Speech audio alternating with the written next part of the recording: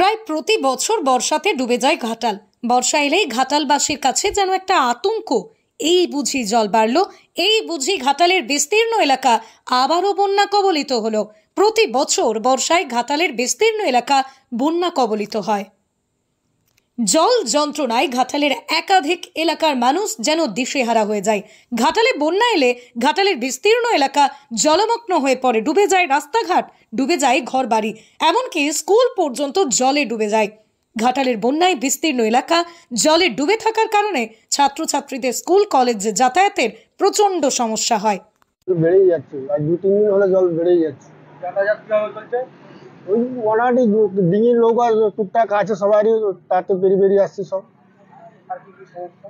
সমস্যাটা বলতে আমাদের তো দীর্ঘদিন এখানে সব রাজমিস্ত্রির লোক কাজ করে, রাজমিস্ত্রির লোক সব গৃহবন্দী হয়ে পড়ে আছে ঘরে। সব ওই টুকটাক করে আছে, সব চাল ধান সব আছে, সেগুলি দিয়ে সব চলাচল চলছে, সচরাচর চলছে এখন।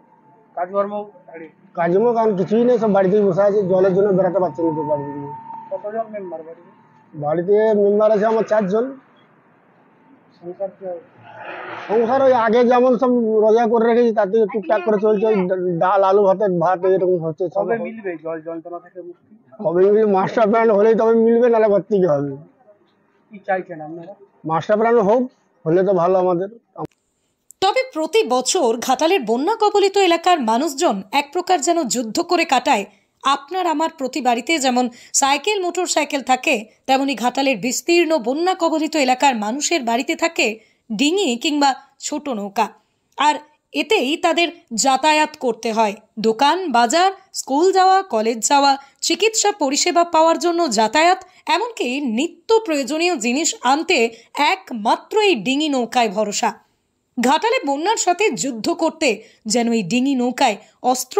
আর এই ডিঙি নৌকা নিয়েই ঘাটালের বন্যা কবলিত এলাকার মানুষজন বন্যার সাথে যুদ্ধ করে, আর এই যুদ্ধতে জয় হয় বন্যা কবলিত এলাকার মানুষজনের। বন্যা কবলিত এলাকার মানুষজনরা শত কষ্ট বাধা বিপত্তি কাটিয়ে ডিঙি নৌকা নিয়ে একাধিক প্রয়োজনীয় কাজ সারে বন্যার সময়। বন্যাকে হার মানাতে তাই ডিঙি নৌকাই যেন ঘাটালবাসীর কাছে এক ও অনন্য অস্ত্র। আমি জলে বেরিয়ে যাচ্ছি।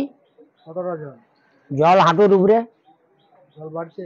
হ্যাঁ, এখনো ধিকি করে বেড়েই যাচ্ছে। কি সমস্যা হচ্ছে আপনাদের?